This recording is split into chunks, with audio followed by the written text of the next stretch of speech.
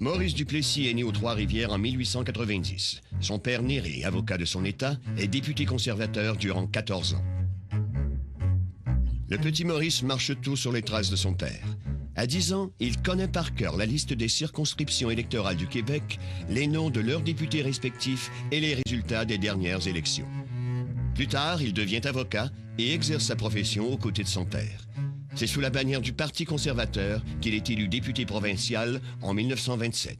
Il a 37 ans.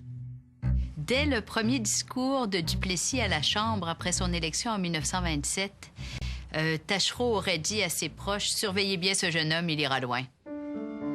Aux élections de 1931, le parti connaît une défaite humiliante. Camillien Oud en assumait la direction. Maurice Duplessis prend bientôt sa relève. Sur le plan économique, il va s'en prendre aux puissances d'argent. C'est comme ça qu'on appelait à l'époque les capitalistes étrangers. Et à la collusion du Parti libéral avec les gros intérêts économiques. À cette époque, la dépression afflige les Québécois. Le mécontentement qui sape l'autorité du gouvernement Taschereau gagne même les rangs du Parti libéral, dont les dissidents fondent l'Action libérale nationale. Son chef, Paul Gouin, s'associe à Duplessis contre Taschereau aux élections de novembre 1935. Les libéraux gagnent, mais la majorité libérale n'est plus que de 6 députés et Duplessis s'affirme vite comme le vrai chef de l'opposition. Gouin, c'est un intellectuel bien plus qu'un bagarreur politique, alors il fait absolument pas le poids devant Duplessis.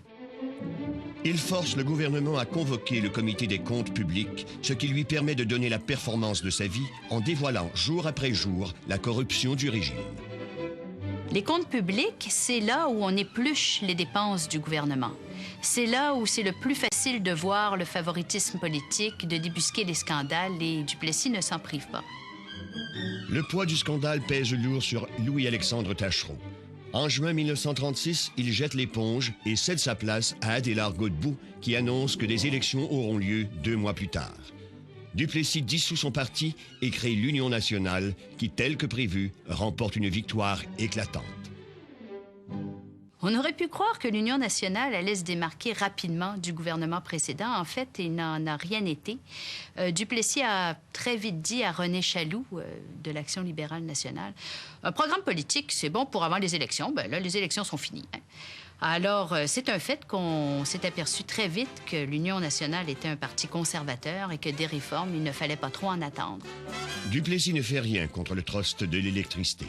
Il ne bouge pas plus pour aider les travailleurs. En 1937, il y a eu 2 lois qui ont été votées qui restreignaient la liberté d'action des syndicats.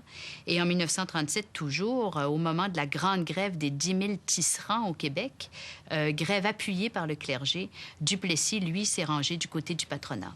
C'est aussi l'année de la fameuse loi du cadenas contre la propagande communiste. Une loi qui, en effet, limitait beaucoup la liberté de rassemblement des communistes. En 1939, une guerre s'annonce en Europe. Maurice Duplessis voit là l'occasion rêvée de déclencher des élections. Mais le 25 octobre, l'Union nationale mord la poussière. Duplessis a trouvé sur le coup la défaite amère, mais avec le recul, on peut dire que cette défaite a été sa grande chance. Parce qu'en effet, pendant la guerre, tout ce qu'il avait prédit s'est produit. On a eu la conscription, on a eu la centralisation fédérale. Et lui, de l'opposition, pouvait dire « je vous l'avais dit », ce qui a certainement contribué à son retour au pouvoir en 1944. Cette année-là, l'Union nationale prend sa revanche sur les libéraux d'Adélard Godbout. Que mes adversaires me décrient, qui me dénigrent, qui m'insultent, ça ne fait rien, mais pas de province et pas d'arrêt. Duplessis est à l'image de son époque. Pour lui, protéger la religion catholique, protéger la famille, protéger tout ce qui peut représenter des valeurs pour les Canadiens français, ça va devenir un peu ses leitmotivs, les éléments de base de ses revendications. La première lutte que Duplessis mènera contre le gouvernement fédéral sera de récupérer le pouvoir de taxation qui, en vertu de la Constitution de 1867, devait n'appartenir qu'aux provinces. Duplessis est, à cette époque-là, certainement celui qui, parmi les premiers ministres des provinces canadiennes, revendique le plus de droits pour sa province.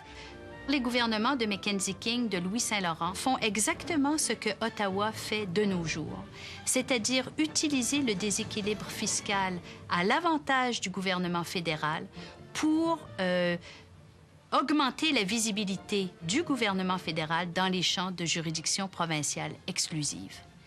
Et c'est contre ça que Duplessis va lutter. Duplessis va refuser systématiquement toute subvention du fédéral dans le domaine de l'éducation.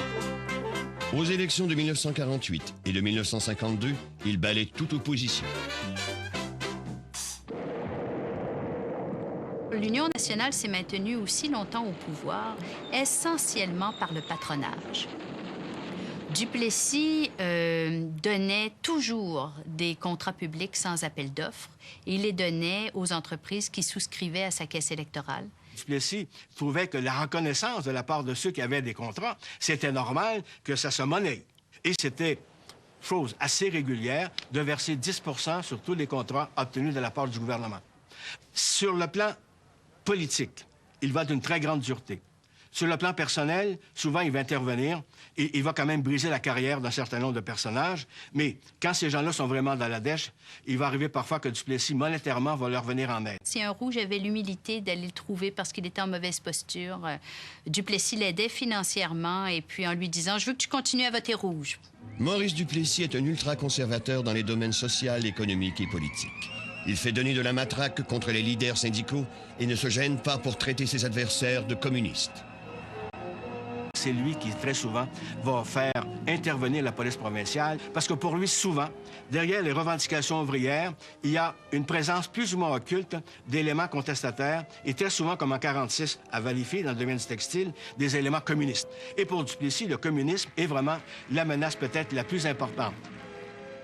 Le gouvernement de Maurice Duplessis se caractérise par son adhésion au libéralisme économique. Ce qui compte, c'est que ces entreprises investissent au Québec, qu'elles soient étrangères ou non. Maurice Duplessis va donc accorder de très larges concessions aux entreprises privées dans le domaine des mines et des forêts, et cela sans les imposer vraiment et sans les obliger à se soucier de l'épuisement des ressources naturelles.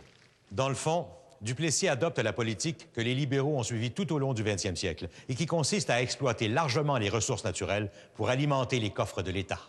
À l'heure actuelle, la province de Québec est celle qui se développe avec plus de constance, de consistance et de stabilité. En 1956, il annonce des élections pour le mois de juin suivant. 72 députés unionistes sont élus, contre 21 pour l'adversaire. Mais la santé du premier ministre, atteint du diabète, est vacillante. Il était célibataire et il disait toujours « Je suis marié à ma province ». Alors, la politique était sa plus grande passion. Il a mené, d'une manière générale, une vie assez austère. On ne lui connaît pas beaucoup d'autres délassements parce qu'il était absolument habité par sa passion du pouvoir. On invite parfois le premier ministre à venir jeter un coup d'œil sur les opérations en cours, comme en cette fin de semaine de la fête du travail au début de septembre 1959, quand il se rend à Shefferville à l'invitation de la Québec Iron.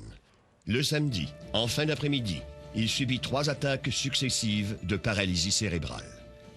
Le lundi 7 septembre, Maurice Duplessis a quitté le Québec à jamais.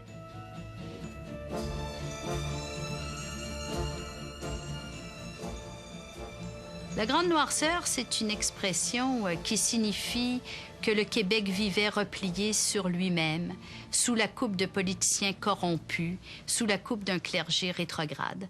Et comme tout jugement trop carré, c'est un jugement très sommaire. Et c'est pour ça que, pour moi, la période de Duplessis, c'est une période qu'on doit réévaluer. On est rendu 40 et quelques années après la mort de Duplessis, et je pense que c'est normal qu'aujourd'hui, on réévalue, on regarde les événements, même, par exemple, la grève de l'amiante, et qu'on jette un regard nouveau, beaucoup moins sentimental. On se rend mieux compte aujourd'hui que d'avoir préservé l'autonomie politique du Québec, d'avoir préservé une excellente santé des finances publiques, c'était les conditions sine qua non pour que la Révolution tranquille puisse advenir.